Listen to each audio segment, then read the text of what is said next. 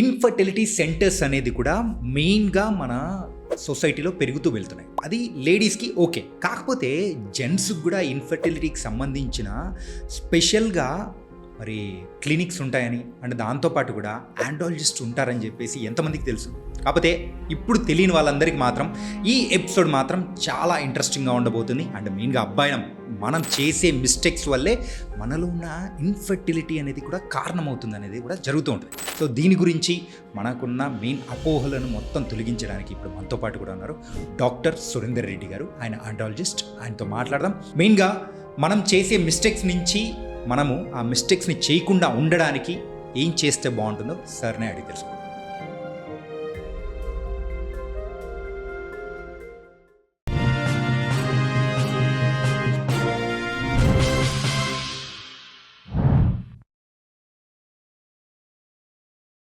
Hi sir. నమస్తే sir.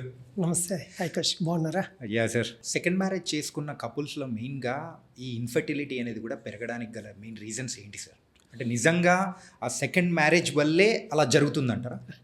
So యూజువల్గా మనం చూద్దాం, సెకండ్ మ్యారేజ్ అనేది చేసుకున్నారు అంటే కారణాలు ఏవైనా కావచ్చు. వాళ్ళ మేల్ అండ్ ఫీమేల్లో యుగో ఇష్యూస్ కావచ్చు, ఫ్యామిలీ ఇష్యూస్ కావచ్చు ఒకటి, లేదా మనకు వచ్చిన కోవిడ్ లాంటి వల్లనో వైఫ్కో లేదా హస్బెండ్కో క్యాన్సర్ ఉండో డెత్ కావడం వల్ల కూడా రీజన్ ఏదైనా కావచ్చు. కానీ ఒకసారి మనకు ఒక ఫస్ట్ మ్యారేజ్ అయిపోయింది, సెకండ్ మ్యారేజ్ వరకు వచ్చామంటే తెలియకుండానే అబ్బాయి కానీ అమ్మాయి కానీ ఏజ్ ఎక్కువ అయిపోయి ఉంటుంది. సో ఆబ్వియస్గా స్పర్మ్ కౌంట్ అనేది ఏజ్ పెరిగింది కాబట్టి తగ్గుతూ వస్తుంది. లేడీస్కి egg quality, number of eggs కూడా తగ్గిపోతూ వస్తాయి. సో అది మెయిన్ రీజన్. దానివల్ల ఒకటి అనుకోవచ్చు. రెండవది ఏమంటే మీకు ఇందాక చెప్పిన కారణము గొడవల వల్లనో లేదా వేరే డిసీజెస్ వల్ల చనిపోయింటే పాపం అబ్బాయి అమ్మాయి డిప్రెషన్లో ఉండింటారు, అంటే స్ట్రెస్లో ఎక్కువగా ఉంటారు. ఆల్రెడీ ఏజ్ దాటిపోయింది. రెండోది స్ట్రెస్ యాడప్ అయిపోయింది. సెక్షువల్ ఫ్రీక్వెన్సీ తగ్గిపోతుంది. ఎప్పుడైతే సెక్షువల్ ఫ్రీక్వెన్సీ తగ్గిందో పిల్లలు పుట్టడం లేట్ అయిపోయి ఫర్టిలిటీ మీద ఇంపాక్ట్ ఉంటుంది. రెండోది స్ట్రెస్ ఇండ్యూస్డ్ హార్మోన్స్ వల్ల కూడా అబ్బాయిల్లో ముఖ్యంగా స్పర్మ్ క్వాలిటీ అనేది తగ్గిపోతూ వస్తుంది. So that is the main reason ఎందుకు మనకు సెకండ్ మ్యారేజ్ అయిన తర్వాత ఫర్టిలిటీ ఇష్యూస్ ఎక్కువగా వస్తాయనే దానికి ఈ రెండు రీజన్స్ మనం ఎక్కువగా తీసుకుంటూ ఉంటాం. సార్, ఇప్పుడు ఎప్పుడైనా యూజువల్గా హస్బెండ్ అండ్ వైఫ్ మధ్యలో ఈ ఇన్ఫర్టిలిటీకి సంబంధించి వాళ్ళు చేస్తూ ఉన్న మెయిన్గా 3 మిస్టేక్స్ అంటే ఏం చెప్తారు సార్? మీరు అన్నట్టు 3 మిస్టేక్స్ అండ్ మీరు ఒక మాట అన్నారు, వైఫ్ అండ్ హస్బెండ్ ఇద్దరు అన్నారు కాబట్టి నేను ఇద్దరికి కామన్గా ఉంటే మీరు అడిగిన 3 చెప్తాను. ఓకే. సో మొదటిది లైఫ్ స్టైల్. అంటే ఏంటి మీరే చూడండి, ఎక్సర్సైజ్ ఎంతమంది పెళ్ళైన తర్వాత అబ్బాయి అమ్మాయి కలిసి చేస్తున్నారు. అంటే రెగ్యులర్ ఎక్సర్సైజ్ మీన్స్ నేను జిమ్కి వెళ్ళాలని చెప్పట్లేదు. మనం అందరం ఇప్పుడు అపార్ట్మెంట్ కల్చర్లోనే ఉన్నాం. ప్రతి ఒక్కరు కూడా చక్కగా పార్కింగ్ ఆ ఏరియా ఈ ఏమంటారు వాకింగ్కు సపరేట్ పార్కింగ్ ఏరియా పెట్టేస్తున్నారు.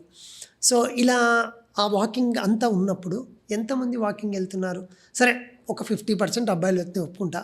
అమ్మాయిలు ఇంత ముందు కాలంలో సండే వస్తే అబ్బాయి అమ్మాయి ఒక్కోసారి వీలైతే పాపం ఆయన అలసిపోయాడు కదా, అమ్మాయి పొద్దున్నే సూపర్ మార్కెట్కి వెళ్ళి అలా సరదాగా కూరగాయలు తెచ్చుకోవడం, వస్తువులు తెచ్చుకోవడం ఉండింది. అది మన జొమాటో బాబు, స్విగ్గీ బాబు, జెప్టో బాబు వచ్చిన తర్వాత వాళ్ళు అసలు ఉన్న పై నుంచో లేదా అది విల్లా కానీ బయటకు కూడా కదలట్లేదు. ఏముంది, డోర్స్ దగ్గర తెచ్చిచ్చేస్తారు. 10 అడుగులు ఇస్తే చాలా డన్. మళ్ళీ వెంటనే జెప్టో కళ్ళు తెరిచి మూచే లోపల వచ్చేస్తాం మేడం అని అడ్వర్టైజ్మెంట్ ఇస్తున్నారు. సో ఆబ్వియస్గా ఈజీగా ఉంది కదా, మనం అలవాటు పడిపోతున్నాం ఈజీకి. మీకు తెలియకుండానే మీరు ఒబేసిటీ మీకు వచ్చేస్తుంది. మీకు అసలు బాడీ మూమెంటే లేదు. ఎక్కువ మాట్లాడితే వస్తువులు ఎందుకు సార్, డైరెక్ట్ కర్రీ చపాతీ తెప్పించుకుంటే నైట్కి అయిపోతుంది, సరదాగా చెప్తున్నా. సో అలా అయిపోతుంది. సో లైఫ్ స్టైల్ యాక్టివిటీ మీది మారాలి, రెగ్యులర్ ఎక్సర్సైజ్ చేయాలి. ఇది మెయిన్ ఫస్ట్ కారణం. రెండవది స్మోకింగ్, ఆల్కహాల్. ఏమంటే అబ్బాయిలేనా తాగేది? మీరు చూడడం లేదా? ఈవినింగ్ అట్లా వెళ్ళి చూడండి ఆఫీసుల దగ్గర, సాఫ్ట్వేర్ కంపెనీలు ఎక్కడైనా అబ్బాయి పఫ్ కొడుతుంటాడు, సరదాగా అమ్మాయి కూడా పఫ్ కొడుతుంటుంది. అండర్లైన్ చేసుకొని సరదాగా. మన సరదాతనమే రేపొద్దున ఫర్టిలిటీకి, అది అబ్బాయి కావచ్చు అమ్మాయి కావచ్చు, ఎనీ ఫార్మ్ ఆఫ్ సిగరెట్స్. కొందరు ఏమంటారు, నేను వేప్ తీసుకుంటున్నాను సార్, ఎలక్ట్రిక్ స్మోక్ కదా. నికోటిన్ అనే కాంపోనెంట్ ఏ ఫార్మ్ ఆఫ్ సిగార్లో అయినా ఉంటుంది. సో దానివల్ల ఎగ్ క్వాలిటీ తగ్గుతుంది, స్పర్మ్ క్వాలిటీ. ఆల్కహాల్ సోషల్గా తీసుకోండి, ఇద్దరూ తీసుకోండి కలిసి, ఏం తప్పు లేదు. బట్ మనం ఒక్కసారి బుడ్డి ఎత్తడం మొదలు పెడితే ఆపుతున్నామా? అయ్యే మామ తాగురా, రేపు ఆఫీస్ లేదు, సండేనే కానీ మన పక్కనోడు అంటాడు, నిజమే కదరా రేపేం పని లేదుగా, సరే అనేసి అలా మనం మొదలు పెట్టేస్తే 1 to 2 becomes 10. ఇంకేముంది, వర్క్ లేదు కదా అని సరదాగా పడుకుంటున్నాము. So alcohol and smoking. Number 3 stress. అబ్బాయికి అమ్మాయికి ఇద్దరికి అది ఇంట్లో ఉన్న అత్తగారి స్ట్రెస్ ఆమె కావచ్చు, లేదా ఈ అబ్బాయికి వాళ్ళ బాస్ స్ట్రెస్ కావచ్చు. కొత్తగా పెళ్ళయింది అనుకోండి, ఖచ్చితంగా అబ్బాయి పేరెంట్స్ ఇంట్లో ఉంటే, ఉండొద్దని నేను చెప్పను, తెలియకుండానే ఏదో వాళ్ళ మధ్యన మనస్పర్ధలు, stress induce releasing hormones release అయిపోయి వాళ్ళకి తెలియకుండానే వాళ్ళ బాడీలో ఉన్న ఫర్టిలిటీకి సంబంధించిన హార్మోన్స్ అంతా ఇంబ్యాలెన్స్ అయిపోతూ ఈ విధంగా ఈ 3 అంటే స్ట్రెస్ అనండి, మన లైఫ్ స్టైల్ యాక్టివిటీస్ అనండి, లేదా మనం తీసుకుండే ఆల్కహాల్ ప్లస్ స్మోకింగ్ అనండి, దాంతోపాటు మనం తీసుకుంటే జంక్ ఫుడ్, ఇవన్నీ కూడా ఖచ్చితంగా కపుల్ యొక్క ఫర్టిలిటీ మీద ఇంపాక్ట్ అయితే చూపిస్తున్నాయి. కానీ సార్ రెగ్యులర్ ఎక్సర్సైజ్ చేస్తున్న పర్సనే, కాకపోతే మరీ మీరు ఇందాక అన్నట్టు అంత మస్కులర్ కాకపోయినా కానీ బాడీకి ఒక యాక్టివిటీ అనేది చూపిస్తూ వెళ్తున్న వాళ్ళల్లో ఎంత ఏజ్ వరకు అబ్బాయిలలో అంటే ఇన్ఫర్టిలిటీ ఇష్యూస్ రాకుండా ఉంటాయంటారు? సో మీరు అన్నట్టు సరే రెగ్యులర్గా జిమ్కు నార్మల్గా వెళ్తూ ఉన్నారు కదా, మరి వీళ్ళకు కూడా ప్రాబ్లం వచ్చి ఈ ఏజ్ వరకు అయితేనే వస్తుందా, ఫర్టిలిటీ ఇష్యూస్ ఉంటాయి అనుకుంటే, నేను ఎప్పటికైనా ఏం చెప్తానంటే అబ్బాయిలు ముఖ్యంగా, నేను అమ్మాయిల గురించి as andrologist I always talk about males 35 years please. ఎవరైనా సరే అబ్బాయిలు 35 years లోపలే, గట్టిగా మాట్లాడితే 30-32, బట్ నేచర్ మనకి ఎప్పుడు అడ్వాంటేజ్ ఇస్తుంది, ముఖ్యంగా అమ్మాయిల కంటే అబ్బాయిలకు. 35 years అయినా కూడా మన స్పర్మ్ క్వాలిటీలో యూజువల్గా తగ్గుదల అనేది ఉండదు. ఒక్కసారి మీరు 35 క్రాస్ అయితే మాత్రము, ఈవెన్ దో సార్ నేను పవర్ఫుల్గా జిమ్కి వెళ్తున్నా, మంచి ఎక్సర్సైజ్ చేస్తున్నా, జంక్ ఫుడ్ లేదు, ఎటువంటి చెడు హ్యాబిట్స్ నాకు లేవు అని మీరు అనుకున్నా కూడా, నేను ఎప్పుడూ అంటూ ఉంటాగా age related black hair white hair అయినట్టు మనకు ఖచ్చితంగా కూడా స్పర్మ్ క్వాలిటీ కౌంట్ అనేది తగ్గిపోతుంది. కాబట్టి please make it the age of 35 for men to have good fertility age group. Okay. ఈ పోన్ అడిక్షన్ వల్ల కూడా మనకేమన్నా ఇష్యూస్ ఏమన్నా వస్తుంటాయంటారా? Absolutely yes. ఎందుకు అంటే porn again it's a double edged sword. చూడండి, కొందరు కపుల్స్ని చూస్తూ ఉంటాం, 3 నెలల తర్వాత వస్తుంటారు, సార్ మాకు మ్యారేజ్ అయ్యి 3 months అయింది సార్, ఇంతవరకు మేము ఒకసారి కూడా సెక్షువల్గా ఇంటిమేట్ కాలేదు. అదేంటమ్మా మీకు వేరే, నేను 10 years కూడా ఇంటిమేట్ కాకుండా ఇప్పుడు పిల్లలు అయితే చాలండి అని వచ్చే కపుల్ని కూడా చూస్తూ ఉంటాను. బట్ ఈ 3 months వాళ్ళు అడిగితే ఏంటో సార్ నిజంగా మాకు అంటే సెక్స్ అంటే ఇలా చేయాలి, ఇలా చేస్తే ఆ ప్లెజర్ వస్తుంది, ఇలా చేస్తే మా నెక్స్ట్ నాకు ప్రెగ్నెన్సీ వస్తుందని తెలీదు అనేవాళ్ళు కూడా 20% కపుల్స్ ఇంకా ఈ జనరేషన్లో ఉన్నారు. ఇటువంటి వాళ్ళకు కొన్ని porn videos they are really educating type. ప్రతి పార్న్ వీడియోని మనం తప్పుగా చూడకూడదు, ఎక్కడైనా సరే ప్లస్ ఉంటుంది మైనస్ ఉంటుంది. How to get good pleasure, how have to do the four play, ఇవన్నీ కూడా కొన్ని పార్న్ వీడియోస్లో చాలా చక్కగా ఉంటుంది. దాంట్లో ఎటువంటి అబద్ధము లేదు, అపనమ్మకము లేదు. బట్ ప్రాబ్లం ఎక్కడొస్తుందంటే, ఎప్పుడైతే ఒక పార్న్ వీడియోని చూస్తూ ఉన్నామో ఎడ్యుకేషనల్గా పర్లే, మనం ఏం చేస్తాం ప్లెజర్ కోసం చూస్తూ ఉన్నాం, ఏమైపోతుంది ఆబ్వియస్గా ఫ్రీక్వెన్సీ పెంచేస్తాం. ఇంకేమవుతుందంటే ఒక అబ్బాయి పార్న్ చూస్తున్నాడు అనుకుందాం, ఈ ఫిగర్ నచ్చలే క్లిక్ కొడతా నెక్స్ట్ ఫిగర్, ఎందుకంటే పక్కన ఇంకా ఫిగర్ వాళ్ళ ఇంకా అందంగా ఉండే వాళ్ళని చూపిస్తూ ఉంటుంది, అది ఆ వీడియోకి వెళ్ళిపోతూ ఉంటాడు. నెంబర్ 2, ఈ పొజిషన్లో మన వాడికి ప్లెజర్ రావట్లే, ఆ కపుల్ చేసుకునే పొజిషన్ చేంజ్ కొడతాడు, వెంటనే టైపు మారుతుంది. సో మీరు అమ్మాయి ఎంత అందంగా ఉండాలనేది మీరు డిసైడ్ చేసుకున్నారు, ఏ పొజిషన్లో ఉంటే మీకు ప్లెజర్ వస్తుందో డిసైడ్ చేసుకున్నారు. ఇది మీకు రియల్ లైఫ్లో ఎంతవరకు వర్కౌట్ అవుతుంది? మన ఇండియన్ కల్చర్లో మనం మ్యారేజ్ చేసుకున్నాము అంటే మనకు మన వైఫ్, దట్స్ ఇట్. సో కాబట్టి ఈ ఫ్యాంటసీని మీరు ఆ అమ్మాయి మీద నాకు ఇలా కాదు, ఇలా ఉంటేనే ప్లెజర్ వస్తుంది అనేసి రుద్దడం అనేది చాలా కామన్గా చూస్తూ ఉంటాయి. ఇది ముఖ్యంగా ఎవరైతే అబ్బాయిలు ఎక్కువగా పాన్ చూస్తారో అది. నెంబర్ 2, ఇక్కడ ఏమవుతుంది అంటే అగ్రెసివ్నెస్ పెరిగిపోతుంది. యూజువల్గా పార్ను చూసేటప్పుడు మనకు సెక్షువల్ డిజైర్ రావాలంటే బ్రెయిన్లో డోపమిన్ అనే ఒక హార్మోన్ రిలీజ్ అవుతుంది. అది సఫిషియెంట్గా ఉందనుకోండి బాగుంటుంది. నీ అగ్రెషన్ ఎప్పుడు పెరిగిపోయిందో డోపమిన్ లెవెల్స్ చాలా షూటప్ అయిపోతాయి. షూటప్ అయిపోయినప్పుడు డోపమిన్ రెసెప్టార్కి అటాచ్ అయ్యి అక్కడ మనకేమవుతుందంటే స్టెబిలైజేషన్ దెబ్బతింటుంది. సో ప్లెజర్ వచ్చే స్టెబిలైజేషన్ డీసెన్సిటైజ్ అయిపోవడం వల్ల మీరు ఏదైతే ఈరోజు ఒక స్టిమ్యులస్ కోరుకుంటున్నారో వైఫ్ దగ్గర అదే ఎక్స్పెక్ట్ చేస్తారు.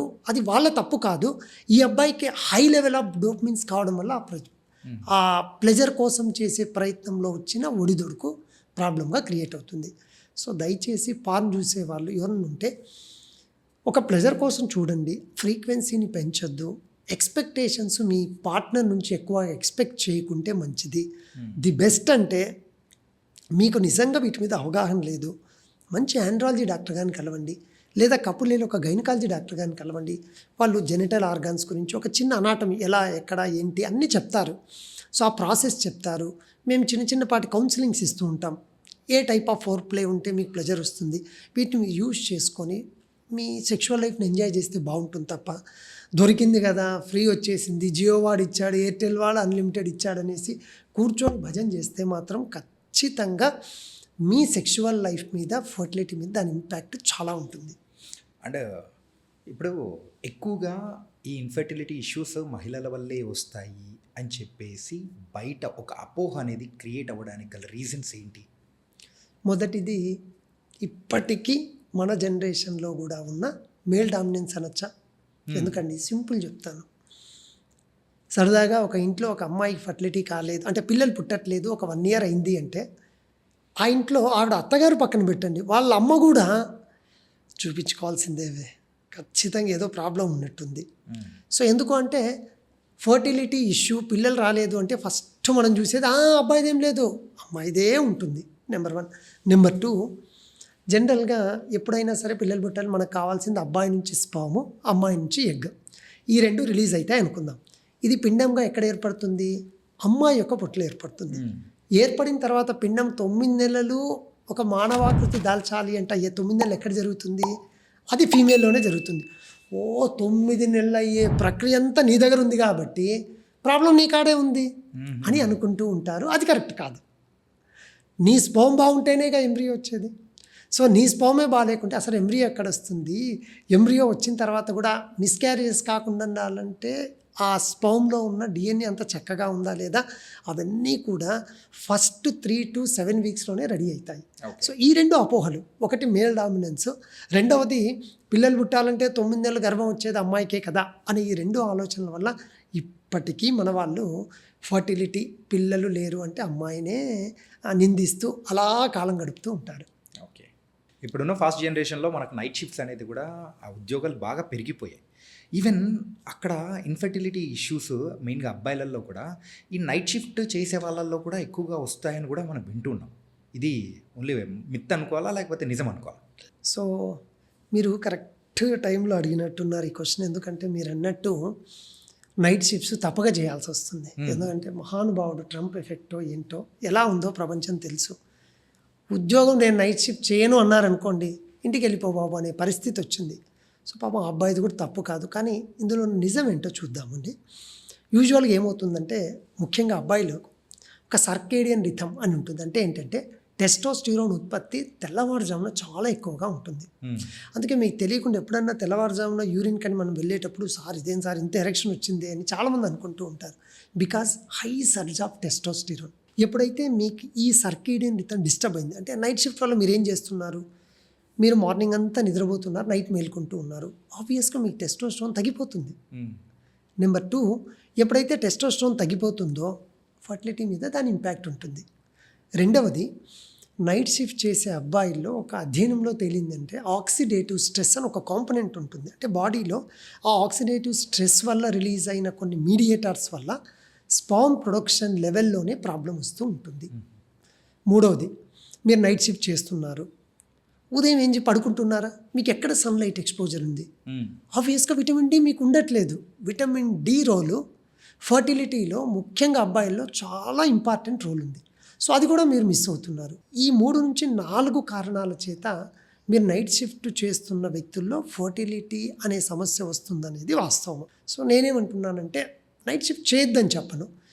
అట్లీస్ట్ మీకు రీసెంట్గా పెళ్ళయింది లేదా పెళ్ళయి you are planning for fertility అనుకుంటే మీ కొలీగ్స్ పిల్లలు ఉన్న వాళ్ళు కానీ లేదా మీ బాస్ని రిక్వెస్ట్ చేసి కానీ ఒక 5 to 6 months కొంచెం షిఫ్టింగ్ చేసుకోవడము, అట్లీస్ట్ ఆ అమ్మాయి అంటే మీ పార్ట్నర్ యొక్క ఓవులేషన్ డేస్ ఎప్పుడైతే ఉంటాయో అట్లీస్ట్ ఆ టైంలో అయినా సరే ఆ నైట్ షిఫ్ట్ టైమింగ్స్ మీరు చేంజ్ చేసుకోగలిగితే కొంచెము మన ఫర్టిలిటీ ఇష్యూస్ తగ్గిపోయి చక్కగా మీ పిల్లలతో మీ లైఫ్ అనేది చక్కగా ఎంజాయ్ చేసుకోవచ్చు. కానీ సార్ ఈ ఏ ఫుడ్స్ అనేది కూడా తీసుకుంటే మనకు ఖచ్చితంగా ఇన్ఫర్టిలిటీ నుంచి బయటపడడానికి కానీ సో అబ్బాయిలకు బాగా స్ట్రాంగ్గా ఉండడానికి అంటే మీరు ఏం చెప్తారు? సో స్పర్మ్ చక్కగా హెల్తీగా ఉండాలంటే ఎటువంటి ఫుడ్ తీసుకోవాలనేది మీ క్వశ్చన్. Very good. ఏం లేదండి, నేను ఎప్పుడైనా సరే ప్రతి ప్రాబ్లంకి ట్యాబ్లెట్ పెట్టాలని అనుకోను. మీరు కూడా పేషెంట్గా ఎక్స్పెక్ట్ చేయరు. మీరు 5 ప్రాబ్లమ్స్ చెప్తే 5కి 10 ట్యాబ్లెట్స్ పెడితే మెడికల్ షాప్ బాగుంటుంది, కానీ మీ హెల్త్ ఏం బాగా కాదు, ఉన్న వాస్తవం. సో న్యాచురల్గా ఎట్లా ఇంప్రూవ్ చేసుకుందాం చూద్దామండి.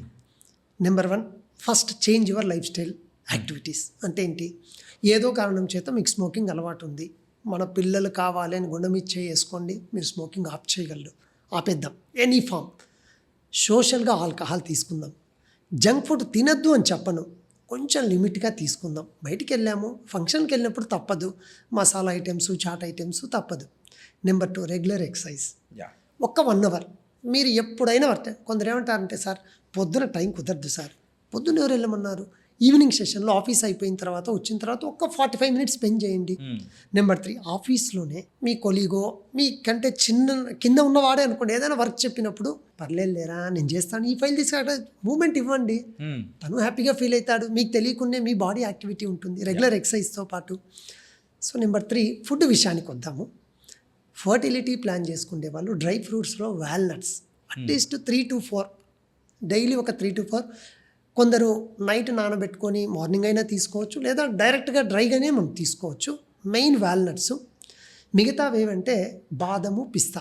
ఈ 3లో కొంచెం ఫర్టిలిటీని, యాంటీ ఆక్సిడెంట్స్ ఎక్కువగా ఉంటాయి. ఇంకొక ఫ్రెష్ ఫ్రూట్స్ విషయానికి వస్తే సింపుల్, కాస్ట్లీ లేనిది అంటే ఒకటి బనానా, సిట్రస్ ఫ్రూట్స్ అంటే నిమ్మకాయ రసం కానీ లేదా నారింజ పండ్లు కానీ, వీటిలో వైటమిన్ సి ఎక్కువ, ఇది కూడా మంచి యాంటీ ఆక్సిడెంట్.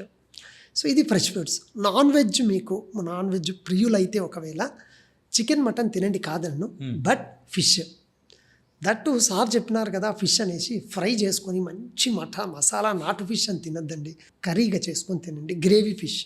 కొందరు సార్ ముళ్ళులు ఉంటాయి నాకు భయము అనుకుంటే ఫిష్లో ఆ గ్రేవీ ఉంటుంది కదా, అది తిన్నా కూడా దాంట్లో ఉన్న omega-3 ఫ్యాటీ యాసిడ్స్ మీకు హెల్ప్ చేస్తాయి.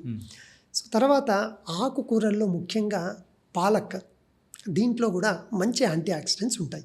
ఈ విధంగా మీరు తీసుకునే రెగ్యులర్ ఫుడ్లోనే, అంటే మిగతా ఏ ఫుడ్ చెప్పలేదే అని అనుకోవద్దండి, వీటిల్లో మనకు ఎక్కువ యాంటీ ఆక్సిడెంట్స్ అంటే స్పర్మ్ ఉత్పత్తికి కావలసిన మంచి యాంటీ ఆక్సిడెంట్స్ ఉంటాయి కాబట్టి, వైటమిన్స్ ఉంటాయి కాబట్టి, న్యూట్రియన్స్ ఉంటాయి కాబట్టి, వీటిని తగు మోతాదులో ఎక్కువ తీసుకుంటూ మిగతా వాడిని మీ రొటీన్ దైనందిక జీవితంలో ఏం తీసుకుంటున్నారో అవి చేసుకోగలిగితే వెరీ బెస్ట్ థింగ్. బట్ ఫైనల్గా ఫుడ్ గురించి చెప్పాలనుకుని నేను చెప్పేది ఏమంటే, స్లిమ్గా ఉండాలి. చాలామంది ఫాస్టింగ్స్ ఎక్కువ ప్రిఫరెన్స్ ఇస్తారు. ఫాస్టింగ్ చేయొద్దని నేను చెప్పను. మీరు ఎక్కడైనా చూసుకోండి, మంత్లో 2 days 3 days fasting very good. కానీ మన వాళ్ళు ఏం చేస్తున్నారు అంటేను, గుడ్ ఎక్సర్సైజ్ చేస్తున్నారు, బాగుంది, బట్ అసలు ఫుడ్ మీద ఫోకస్ చేయట్లేదు. ఎంత తక్కువ తింటే అంత మేలు అనేసి అసలు న్యూట్రియన్స్ ఉన్న ఫుడ్డే తినట్లేదు. అట్లా కాకుండా ఫాస్టింగ్ చేయండి, కానీ తగిన విధంగా మీరు చేసే ఎక్సర్సైజ్కి తగిన విధంగా ఫుడ్ కనుక మీరు తీసుకోగలిగితే బాడీ హెల్తీగా ఉంటుంది, మనకు వచ్చే స్పర్మ్ హెల్తీగా ఉంటుంది. ఈజీగా మీకు న్యాచురల్గా పెళ్ళైనా మీరు ప్లాన్ చేసుకుంటే ఫస్ట్ 9 to 10 monthsలో ప్రెగ్నెన్సీ కూడా వచ్చేస్తుంది. అండ్ ఈ ఇన్ఫర్టిలిటీ అనేది కేవలం అమ్మాయిల వల్లే వస్తుంది అనేది అపోహ మాత్రమే. మీరు అంటే మీతో మాట్లాడిన తర్వాత నాకు అర్థమైంది ఏంటంటే, there is a problem in between the both అన్నప్పుడు ఇద్దరిలో కూడా ఈక్వల్గా ఉండే అవకాశాలు కూడా ఉంటాయి. అండ్ దానికి సంబంధించి యాండాలజిస్ట్ అన్నమాట ఉంటారని కూడా అర్థమయ్యేలా బాగా చెప్పారు సార్ నిజంగా. అండ్ ఈ పాడ్కాస్ట్ ద్వారా సో చాలామంది అబ్బాయిలు కూడా ఎలాంటి జాగ్రత్తలు తీసుకోవాలి అండ్ ఎలాంటి ఫుడ్ తీసుకోవాలి, ఎలాంటి బైకులు నడపాలి అనే దాని గురించి కూడా చాలా మంచి క్లారిటీ అనేది ఇచ్చారు. Thank you so much sir. Thank you so much.